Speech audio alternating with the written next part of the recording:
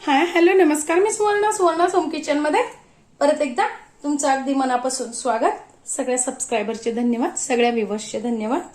मी आज तुम्हाला खूप छान अशी म्हणजे रेसिपी नाही दाखवत आहे, पण सध्या कसं असतं, गौरी गणपतीचे दिवस, श्रावण लागला की आपले सणवार चालू होतात आणि काय होतं, आपली गृहिणींची खूप धावपळ होते. आपल्याला नाही तर पार्लरला जायला वेळ मिळत आणि नाही तर मेनिक्युअर पेडिक्युअर काही करायचं म्हटलं तर आपल्याला बाहेर जाऊन काही करणं होत नाही.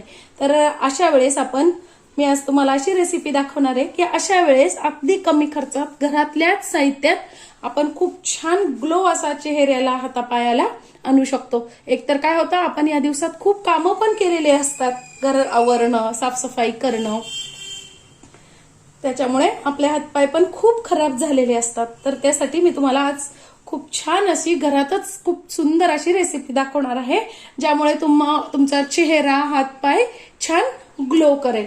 तर त्यासाठी मी इथे घेतलेले 2 चमचे डाळीचं पीठ. तुम्हाला जर डाळीच्या पिठाची अलर्जी असेल तर तुम्ही इथे मसुराचं पीठ पण घेऊ शकता.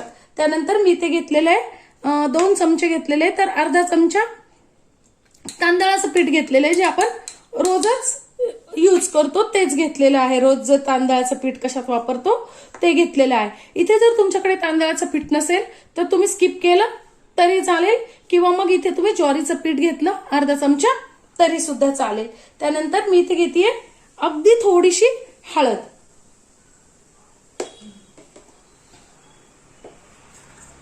1 चमचा घेतलाय दही.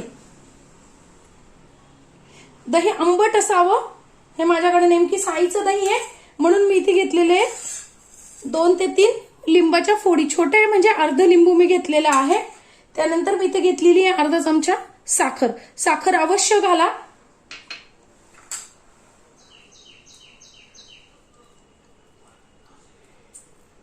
साखरेने खूप छान स्क्रबिंग होतं चेहऱ्याचं आणि हातापायांचं पण, टॅनिंग सगळी निघून जाते.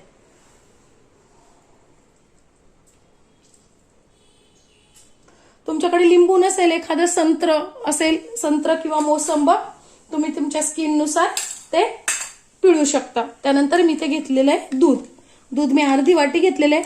तुम्ही साय पण घेऊ शकतात आणि तुमच्याकडे जर मध असेल तर तुम्ही यात मध पण घालू शकता.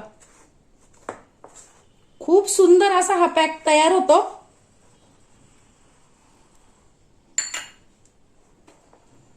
आता हे छान आपल्याला मिक्स करून घ्यायचंय. तुमच्याकडे दही नसेल, लिंबू पण नसेल, संत्र मोसंब पण नसेल तर तुम्ही एक टॅमॅटोचा रस काढून टाकला तरी सुद्धा चालेल. टॅमॅटोनी सुद्धा खूप छान ग्लो येतो. बघा, अजिबात गुठळ्या न ठेवता असं आपल्याला हे छान मिक्स करून घ्यायचंय. चेहरा, हात, पाय जिथे जिथे तुम्हाला लावायचं आहे तिथे छान स्वच्छ करून पाण्याने स्वच्छ धुवून घ्यायचे आहे. आणि नंतर मग बघा, मी आता तुम्हाला हातावरतीच ट्राय करून दाखवणार आहे, पण तुम्ही हा पॅक चेहऱ्यालाही लावू शकता.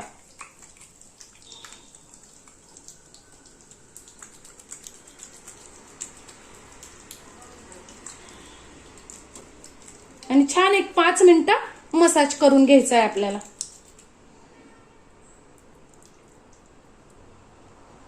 5 मिनिट मसाज झाला की आपल्याला काय करायचंय, एक 10 ते 15 मिनिटासाठी हा पॅक लावून पूर्णपणे वाळवून घ्यायचा आहे. आणि जर नाही वाळला तरी फक्त 10 ते 15 मिनिटच ठेवायचा आहे. अगदी खूप वेळ लागत असेल तुमच्या चेहऱ्यावर पॅक सुकायला तर तुम्ही जास्ती वेळ नाही ठेवायचा, कारण जितका जास्ती ड्राय होतो तितका तो स्किन पण ड्राय करतो. त्यामुळे काय करायचंय, एक 10 ते 15 मिनिटं फक्त लावून ठेवायचंय. बघा, एक 10 मिनिटं झालेली आहे. मी छान आता ते जितकं सुकलं जाईल 10 मिनिटात तेवढं सुकलं गेलं पाहिजे. आणि आता काय करायचं, आपल्याला थोडासा पाण्याचा हात घ्यायचा आहे आणि परत एक 5 मिनिटासाठी आपल्याला मसाज करून ते काढायचंय. तुम्ही जर रोज जर केलं तर खूप ग्लो येऊ शकतो आपल्या स्किनला, ते पण घरातल्याच इतक्या सुंदर कमी वेळ याच्यात. आणि जर तुम्ही रोज केलं ना तर खूप छान स्किन तुमची तयार होईल.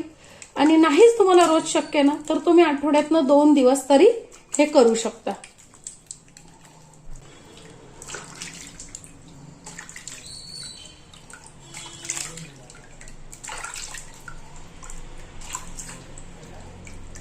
बघा तुम्हाला फरक लगेच जाणवत असेल.